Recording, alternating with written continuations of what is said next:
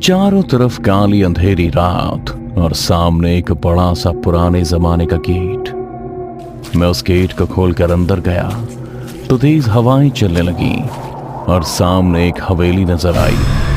तभी छन छन की आवाज के साथ एक लड़की मेरे बराबर से गुजरी और हवा में गायब हो गई। मैं सिर्फ पीछे से उसके लंबे बाल और सुडौल बदन ही देख पाया था। मैं उस हवेली के अंदर गया ही था कि तभी एक कमरे से छन छन की आवाज आई।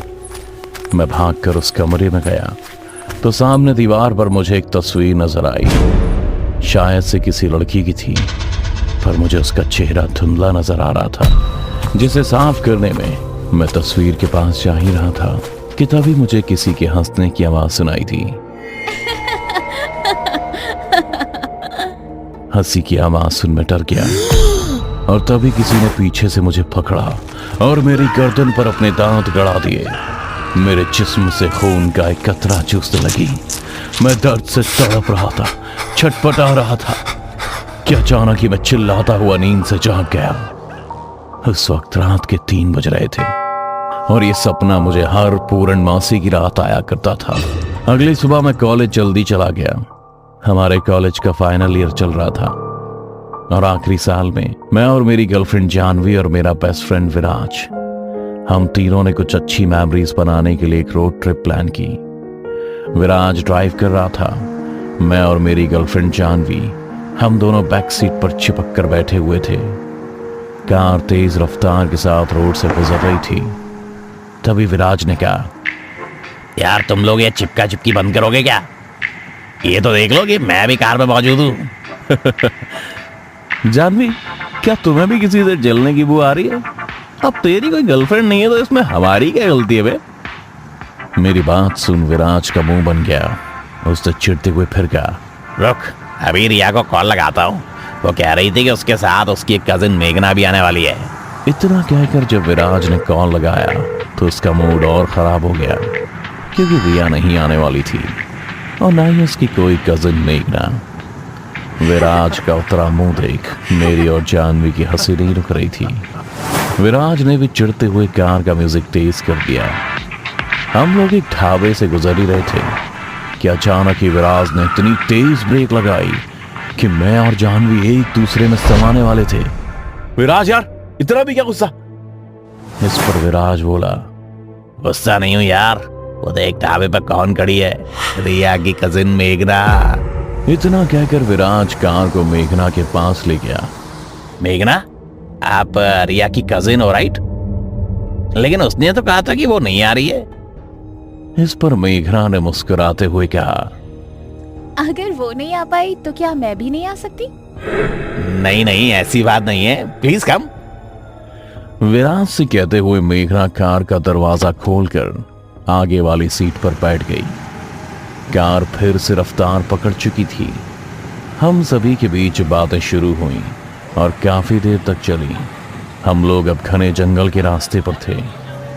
ये रास्ता तो बहुत ही सुनसान और जंगली है, यहां से कार और तेजी से निकालना, ओके? मैंने विराज से कहा। तभी मेघना बोली, नहीं, संभल कर चलो, जंगल का कुछ पता नहीं, न जाने कब कौन सा पेड़ गिरे और रास्ता बंद हो जाए। उसने ऐसा कहा ही था कि कुछ ही दूरी पर हमें रास्ते पर एक बड़ा सा पेड़ गिरा नजर आया। हम सभी कार से बाहर निकल आगे क्या करना है इस बारे में बात कर ही रहे थे कि तभी मेघना ने उंगली से इशारा करते हुए कहा, शायद वहां से हमें कोई मदद मिल जाए। सामने एक बड़ा सा गेट नजर आ रहा था। ये वही गेट था जो मुझे मेरे सपने में दिखाई देता था। ये देखकर मैंने कुछ नहीं कहा और फिर सबके साथ उस तरफ चल दिया। जब हम अंदर गए तो मेरा सिर दर्द के मारे फटने को हो गया। वो हवेली वही थी जो मुझे सपने में दिखा करती थी। वही हॉल, वही कॉरिडोर, वही कमरों के दरवाजे, सब कुछ। कमाल है, इतनी बड़ी हवेली और यहाँ कोई नहीं रहता। विराज हवेली की दीवारों को गौर से देखता हुआ सबसे कह रहा था कि तभी मेघना बोली, क्यों ना हम सभी एक ही कमरे में ठहर जाएं? थोड़ी बातें भी हो जाएंगी। नहीं नहीं, करण और मैं एक कमरे में ठहरेंगे और मेघना तुम चाहो तो विराज के साथ रुक सकती हो। उसकी कोई जरूरत नहीं, हम अलग अलग ही ठहर जाएंगे। और मेघना, तुम चाहो तो विराज के साथ रुक सकती हो। मेघना ने मुझसे नजरें मिलाते हुए जानवी से कहा। फिर विराज और मेघना दोनों अलग अलग कमरों में चले गए। मेरी नजर एक कमरे के दरवाजे पर पड़ी जो कि उसी के जैसा दिखाई दे रहा था जो मुझे सपनों में दिखता था। मैंने तुरंत ही जानवी का हाथ थामा और उस कमरे की ओर चल दिया। अंदर जाकर देखा तो दीवार पर एक तस्वीर लगी थी जो ठीक वैसी ही थी जो सपने में मुझे नजर आती थी। इधर विराज अपने कमरे में बैठा मेघना पर चांस मारने की कोशिश कर रहा था। अपने इसी अरमान को पूरा करने के लिए वो मेघना के कमरे की ओर चल दिया। उसने जैसे ही दरवाजा खोला तो मेघना सामने ही खड़ी थी। दोनों का चेहरा एक दूसरे के आमने सामने था। ओह सॉरी, लगता है तुम बाहर ही जा रही थी। विराज ने मेघना को देखते ही कहा। हाँ, मैं करण के पास जा रही हूँ। करण के पास? उसके पास तो ऑलरेडी जानवी है ना।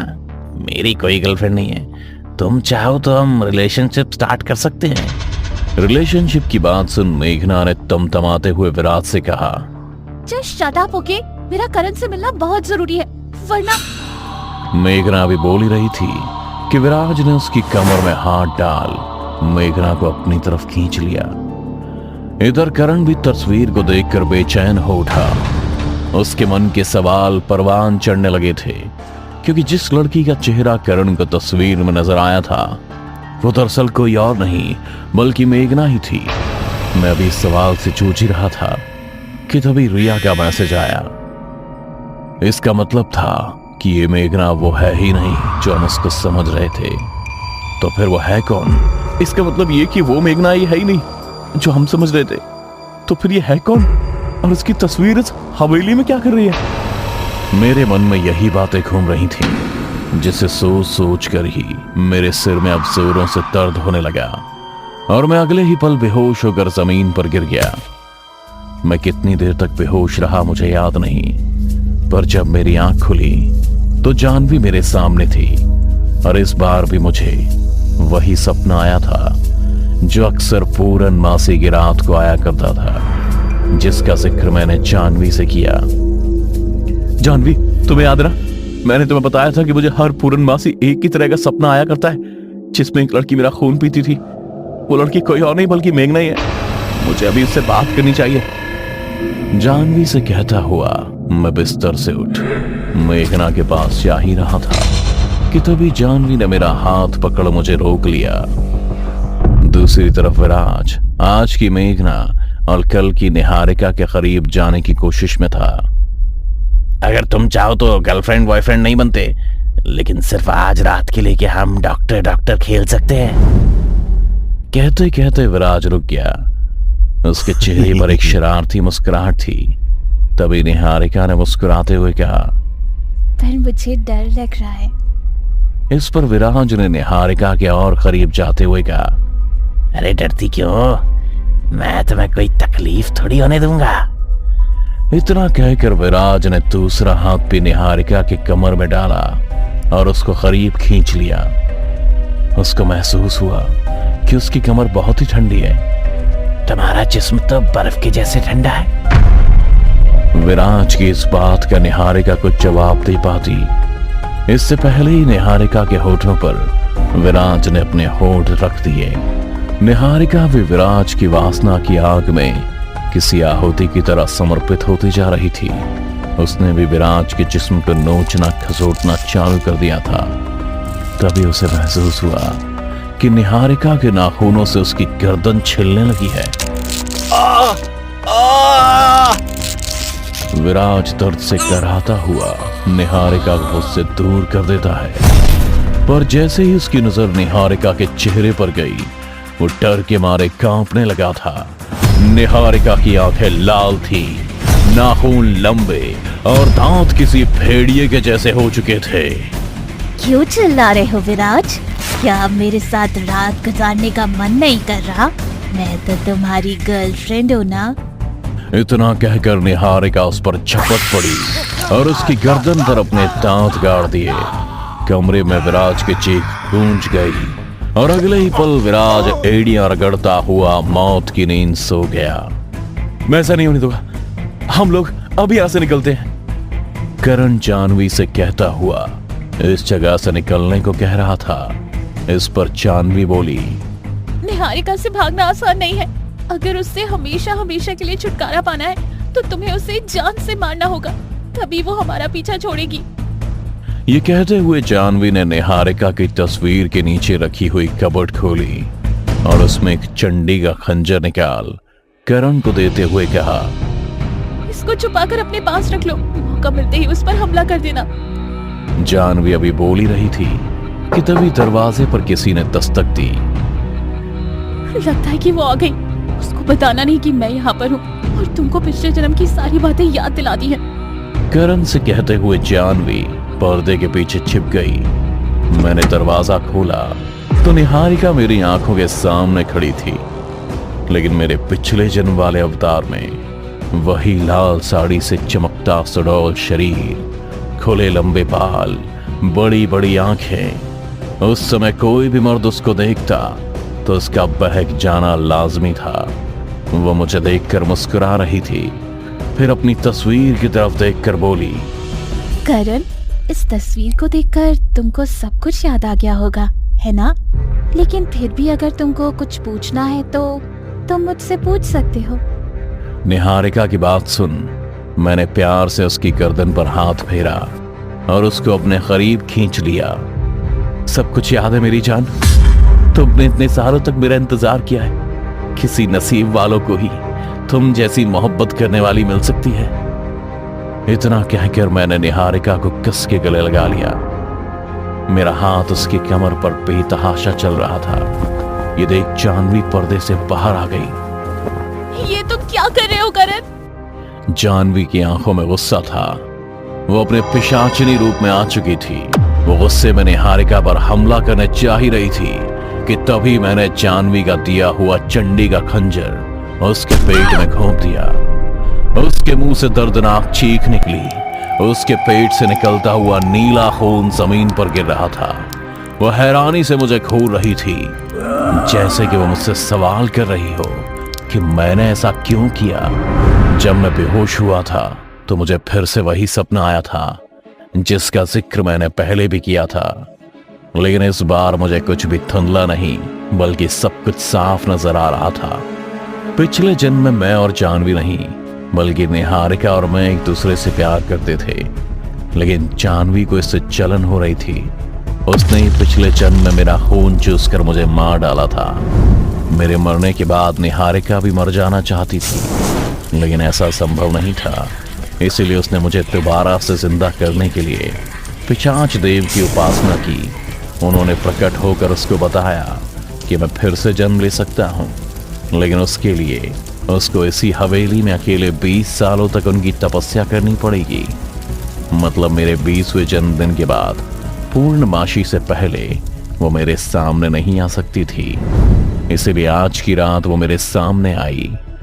भगवान का शुक्र है कि सही समय पर मुझे वो सपना आया और मुझे सच का पता चल सका, वरना जानवी ने तो पूरी तैयारी कर ली थी मेरे हाथों मेरे प्यार निहारिका को मरवाने की।